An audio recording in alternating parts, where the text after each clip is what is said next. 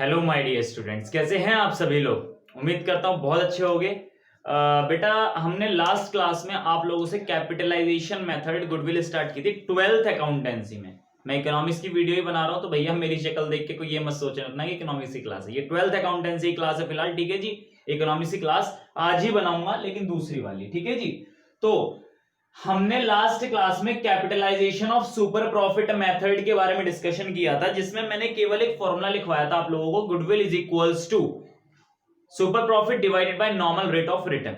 Direct goodwill आपकी वहां से आ रही थी। अगर आपको सुपर प्रॉफिट नहीं दे रखा था तो वो हमारा निकालने का वही पुराना तरीका था, super profit is equals to average profit minus normal profit. अगर आपको एवरेज प्रॉफिट नहीं दे रखा तो उसका फॉर्मूला ही पुराना ही था, घिसा पिटा, total profit divide by number of years. और नॉर्मल प्रॉफिट अगर नहीं दे रखा तो उसके लिए हमारा क्या था, capital employed multiply by normal rate of return. अगर आपको कैपिटल एम्प्लॉयड नहीं दे रखा था तो मैंने इसके बारे में भी आप लोगों को बताया था कि कैपिटल एम्प्लॉयड आपको नहीं दे रखी, बैलेंस शीट दे रखी है, तो आप उसमें कैपिटल और रिजर्व एंड सरप्लस ले लें। अगर आपको कैपिटल और रिजर्व एंड सरप्लस नहीं दे रखा तो आप क्या करें, सारी की सारी एसेट को जोड़ें, फिक्स्ड एसेट, करंट एसेट, सब कुछ जोड़ के, और उसमें से आउटसाइडर्स लायबिलिटी माइनस कर दें, मतलब जो बाहर की लायबिलिटी है। बात समझ में आती है? आपकी क्या निकल के आ जाएगी, आपकी कैपिटल एम्प्लॉयड निकल के आ जाएगी।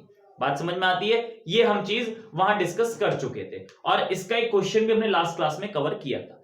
आज जो हम स्टार्ट कर रहे हैं वो हम स्टार्ट कर रहे हैं capitalisation of average profit method. Average profit method नाम से पता चल रहा है कहीं ना कहीं किसी ना किसी चीज का एवरेज जरूर लिया जाएगा, इसीलिए इसको हमने कहा capitalisation by average profit method. ठीक है जी। तो आज की इस क्लास को कंटिन्यू करते हैं। बेटा, capitalisation of average profit method में करना क्या है, हमें 4 स्टेप्स को फॉलो करना है। पहले लास्ट स्टेप को देखो जरा ध्यान से, मैं हमेशा ये पहले लिखवाया करता था। गुडविल निकालने के लिए आपका फॉर्मूला है capitalised value minus net asset.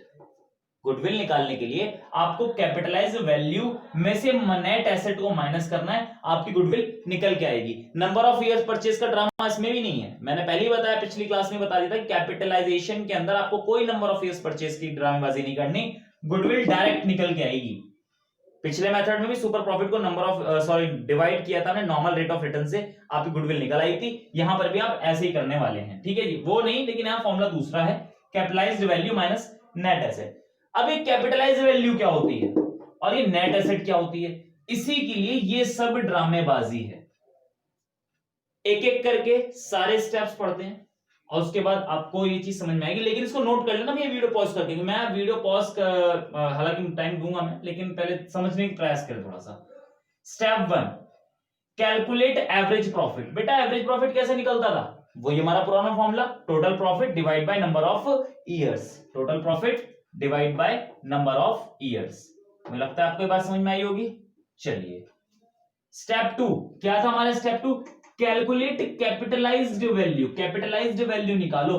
कैसे निकलेगी सर, जो हमारा एवरेज प्रॉफिट निकल के आया था ना, उसको नॉर्मल रेट ऑफ रिटर्न से डिवाइड कर देंगे, जैसे हम गुडविल निकाल रहे थे पिछले मेथड में कैपिटलाइजेशन बाय सुपर प्रॉफिट से।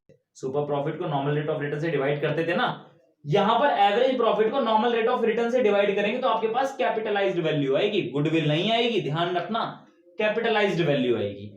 ये कैपिटलाइज्ड वैल्यू आपको यहां रखनी है। बात समझ में आती है? थर्ड स्टेप आपका आता है calculate the value of net asset. Net asset कैसे निकलेगी, इसका भी वही हमारा फॉर्मूला है, all assets minus outsiders liability. सारी एसेट्स में से आप आउटसाइडर्स लायबिलिटी को अगर माइनस कर दें तो आपकी नेट एसेट आ जाएगी। लेकिन सारी एसेट्स में ना गुडविल को हटा दिया गया, फिक्टिशियस एसेट्स को हटा दिया गया। सर, ये फिक्टिशियस एसेट्स क्या होती हैं? बेटा, फिक्टिशियस एसेट्स आपकी झूठी एसेट्स होती हैं, मतलब जिनका कोई अस्तित्व नहीं होता। जैसे कि आप लोगों ने 11th क्लास में पढ़ा था, एडवर्टीजमेंट सस्पेंस एसेट साइड में थी। तो भैया, एडवर्टीजमेंट सस्पेंस क्यों डाल रखा है यहाँ पे, क्या जरूरत है उसे डालने की? सस्पेंस है, सस्पेंस आपको ट्रायल बैलेंस समझाया। सस्पेंस का मतलब क्या है, जिसको कहीं जगह ना मिली उसे वहां ठोक दिया। समझ रहे हैं मेरी बात? तो वो आपकी झूठी एसेट है, आपको खुद नहीं पता आपकी एसेट है नहीं है वो, पर हाँ एसेट साइड में लिखा तो बैलेंस शीट बराबर हुई। एक वर्ड था मिसलेनियस एक्सपेंसेस, ये मिसलेनियस एक्सपेंसेस आपकी झूठी एसेट है, ये भी नहीं यहां पर आएंगी। प्रिलिमिनरी एक्सपेंसेस, ये आपने वहां डाल दिया, ये भी नहीं आएंगे। ये सब आपकी फिक्टिशियस एसेट्स होती हैं जो मार्केट में नहीं बिकती। मार्केट में आपकी बाकी सब चीजें बिकेंगी पर फिक्टिशियस एसेट नहीं बिकती। यहां तक कि आपकी गुडविल भी बिकती है। इतने दिन से हम यही पढ़ रहे हैं। हम गुडविल की कैलकुलेशन वैल्यूएशन क्यों कर रहे हैं?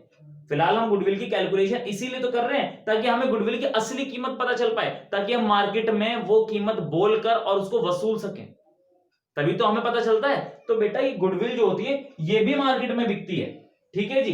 तो all asset minus outsiders liability. Outsiders liability कौन सी है बेटा? लॉन्ग टर्म लायबिलिटी और नॉन लॉन्ग टर्म लायबिलिटी, जिसको हम बोलते हैं करंट लायबिलिटी।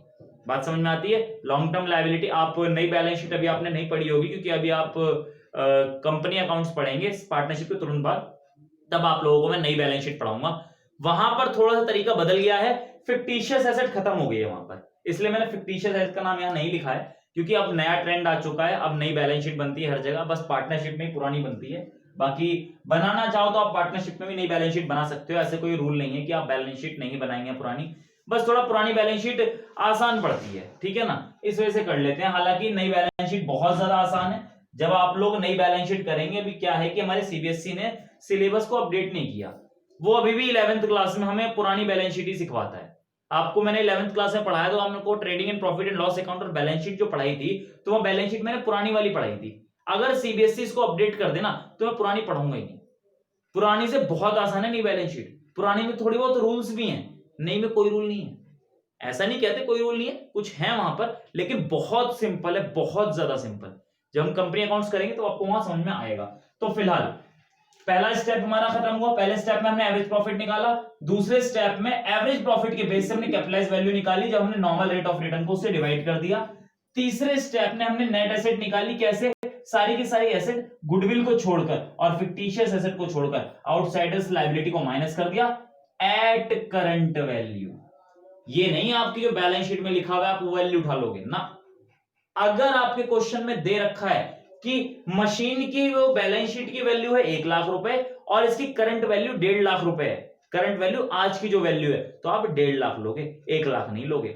इनकेस आपको नहीं दे रखा है, केवल बैलेंस शीट दे दी, तो मान के चलेंगे कि वही हमारी करंट वैल्यू है, ठीक है जी। लेकिन अगर क्वेश्चन में दे दिया जाए तो आप क्या लेने वाले हैं? आप करंट वैल्यू लेने वाले हैं। इससे साफ साफ लिख दिया एट करंट वैल्यू।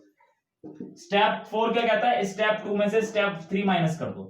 स्टेप 2 मतलब कैपिटलाइज वैल्यू में से नेट एसेट को माइनस कर दो। ये आपके 4 स्टेप थे, आप इन 4 स्टेप्स को फॉलो करें और आपका आंसर गुडविल का आ जाएगा। मुझे लगता है बात समझ में आई होगी। वीडियो को जरा पॉज करें, मैं इससे रिलेटेड क्वेश्चन आपको जरूर करा देता हूं। हाँ जी, एक क्वेश्चन है आपका ये capitalisation of average profit method का। अरे हाँ, एक चीज मैं आपको बताना भूल जाता हूं हमेशा, आप सभी के पास बुक्स हैं, या तो किसी के पास टीएस ग्रेवाल होगी या चतुर्वेदी होगी या विवासन होगी।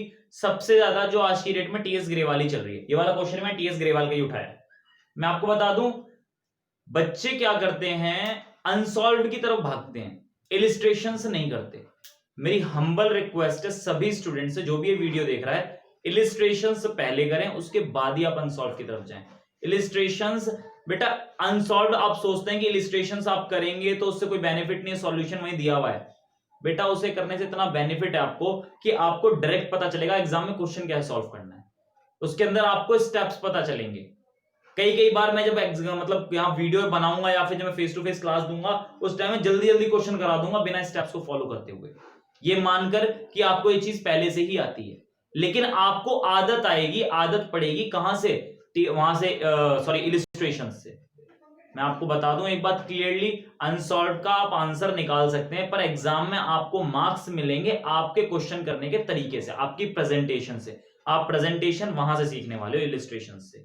तो कोई टीचर अगर ये बोलता हो कि इलिस्ट्रेशन मत करो बल्कि अनसॉल्व करो डायरेक्ट, तो भैया बहुत गलत कहते हैं वो। आपको पहले करनी दोनों चीजें, अनसॉल्व्ड जरूर करो क्योंकि वो आपकी प्रैक्टिस बढ़ाएंगी, और इलिस्ट्रेशंस इतने ज्यादा इंपॉर्टेंट है कि आप उनसे हर चीज सीख पाएंगे कि हमें क्वेश्चन एग्जाम में प्रेजेंट कैसे करना है। तो मेरी हम्बल रिक्वेस्ट है, जिसके पास भी कोई सी बुक हो, मुझे कोई मतलब नहीं है, कोई सी बुक हो, आप उस बुक के सबसे पहले इलिस्ट्रेशंस कंप्लीट करेंगे और उसके बाद ही अनसॉल्व को हाथ लगाने वाले हैं। बात समझ में आती है? चलिए, तो एक क्वेश्चन हमारे पास है, क्या है इसके अंदर? अ फर्म अर्न 60,000 रुपए एज प्रॉफिट। 60,000 रुपए उसने प्रॉफिट अर्न किया है फर्म ने, the normal rate of return है हमारे पास 10%। बेटा केवल एक ही प्रॉफिट दे रखा है तो हम मान के चलेंगे ये हमारा एवरेज प्रॉफिट है। बिल्कुल जी, ये हमारा एवरेज प्रॉफिट है। Asset of the firm are 7,20,000 हमारी एसेट दे रखी है, एक्सेप्ट गुडविल। साफ साफ दे दिया उन्हें कि एसेट हमारे पास 7,20,000 है और लाइबिलिटी हमारे पास क्या है 2,40,000। आउटसाइडर लाइबिलिटी ही होगी और ये टोटल एसेट ही होगी, हम मान के चलते हैं ये चीज। कहा है find the value of goodwill by capitalisation of average profit method. Average profit method वाले कैपिटलाइजेशन से आपको क्या करना है, गुडविल कैलकुलेट करनी है। या तो अपने देसी तरीके से स्टार्ट कर दो, उसमें भी कोई प्रॉब्लम नहीं है। क्या, पहले गुडविल देखो, goodwill is equals to capitalised value minus net asset. फिर पहले आप कैपिटलाइज्ड वैल्यू निकालो और फिर आप नेट एसेट निकालो, जैसे आप सारे फॉर्मूलेस करते थे। आप वैसे करना चाहो वैसे कर लो, स्टेप्स को फॉलो करना चाहो आप स्टेप्स को फॉलो कर सकते हो। बात समझ में आती है? स्टेप्स भी वही तरीका है। स्टेप्स को तो बस क्या है कि वो स्टेप्स मैंने नहीं लिखे, मैं पहले क्लियर कर दूं, वो स्टेप्स मैंने नहीं लिखे, आपकी टीएस ग्रेवाल की बुक में साफ साफ वो 4 स्टेप्स थे, मैंने उनको ऐसा ही लिखवाया और उसको बस एक्सप्लेन किया है। मैंने कोई स्टेप अपने पास से नहीं बनाया वो वाला, इसलिए नहीं बनाया क्योंकि वो स्टेप काफी सही थे और आप डिटेल में चीजों को समझ पाएंगे। अगर दिमाग में कंफ्यूजन हो तो आप स्टेप करना, स्टेप 1 कैसे आप एवरेज प्रॉफिट निकालेंगे, जो कि आपको एवरेज प्रॉफिट दे रखा है, तो स्टेप 1 तो अपने आप खत्म हो गया। स्टेप 2 कैपिटलाइज वैल्यू आप निकालें, कैपिटलाइज वैल्यू आप निकालोगे क्योंकि निकालना पड़ेगा। स्टेप 3 नेट एसेट निकालो जी, वो भी निकालना पड़ेगा। और स्टेप 4 आपको वो भी करना पड़ेगा, मतलब स्टेप 1 खत्म हो गया। ठीक है जी, स्टेप 1 आप लिख देना कि एवरेज प्रॉफिट वाज गिवन या फिर एवरेज प्रॉफिट ऑलरेडी गिवन। ठीक है, मैं हालांकि कोई स्टेप फॉलो नहीं कर रहा हूं, मैं डायरेक्ट गुडविल निकाल रहा हूं। क्वेश्चन की स्टार्टिंग कर रहा हूं, calculation of goodwill by capitalisation of average profit, वो लिख लेना, इसमें तो खैर कुछ है नहीं। ठीक है जी, तो यहां पर गुडविल निकालते हैं। गुडविल निकलती है आपकी capitalised value minus net asset. Capitalise value कैसे आएगी जी, वर्किंग नोट 1 से आएगी। वर्किंग नोट 1 में मैंने लिखा कैलकुलेशन ऑफ कैपिटलाइज्ड वैल्यू। कैसे कैपिटलाइज्ड वैल्यू आई भैया, कैपिटलाइज्ड वैल्यू आई आपकी average profit divided by normal rate of return. Average profit क्या है 60,000 आपको दे रखे हैं, डिवाइड किया नॉर्मल रेट ऑफ रिटर्न से 10%। मुझे लगता है आपको ये बात समझ में आई होगी। ये आपका कितना बैठा 6 लाख रुपए। कैपिटलाइज वैल्यू आपकी 6 लाख रुपए आ गई, आपने यहां 6 लाख लिखा, मैटर क्लोज। ठीक है जी, अब आपको नेट एसेट चाहिए, इसके लिए आपने वर्किंग नोट 2 डाला। मैं यहां लिख देता हूं वर्किंग नोट 2, इसके अंदर मैंने लिखा calculation of net asset. Net asset कैसे निकलती थी, नेट एसेट निकलती थी total asset except goodwill minus outsiders liability. यही था, टोटल एसेट हमें दे रखी है 7 लाख, यही है ना, हाँ 7,20,000 माइनस लाइबिलिटी दे रखी है 2,40,000। बिना समय को वेस्ट करते हुए इसको जरा कर लें कंप्लीट। 4,80,000। भैया कैलकुलेटर की वजह से मेरी कैलकुलेशन इतनी अच्छी नहीं है, तो अगर कोई इस बात पे हंस रहा हो कि सर ने कैलकुलेटर उठा लिया इसके लिए भी, तो मैं आपको क्लियरली बता दूं, इसीलिए मैं आपको कैलकुलेटर के लिए मना करता हूं। मैं कैलकुलेशन कर लेता हूं पर मैं अपनी कैलकुलेशन में भरोसा नहीं करता। ये मेरे ख्याल से 1,20,000 आना चाहिए, 1,20 ही आ रहा है। चलिए जी, ये आपका capitalisation of average profit method का एक क्वेश्चन था जो मैंने अभी आपको करवाया। यहां पर आज गुडविल आपकी 100% कंप्लीट होती है। केवल वैल्यूएशन की बात कर रहा हूं, कोई ये कहे कि ट्रीटमेंट पढ़ाया, अभी तक मैंने ट्रीटमेंट को छुआ तक नहीं है, केवल गुडविल का वैल्यूएशन पढ़ाया।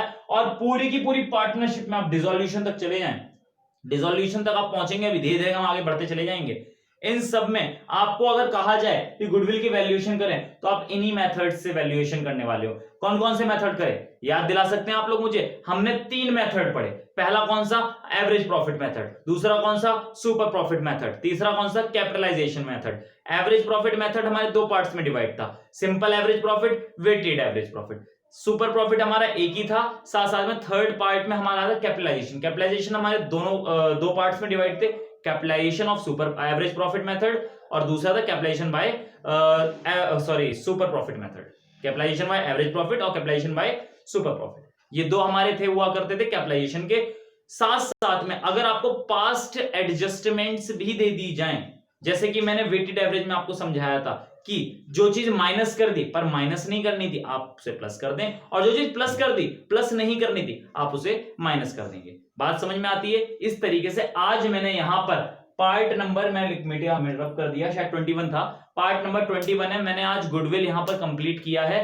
नेक्स्ट क्लास में हम लोग change in profit sharing ratio अपने नेक्स्ट चैप्टर की तरफ मूव करेंगे और एडमिशन की तरफ हम लोग आगे बढ़ने की कोशिश करेंगे। बात समझ में आती है? तो आज के लिए इतना ही। Thank you very much, have a nice day.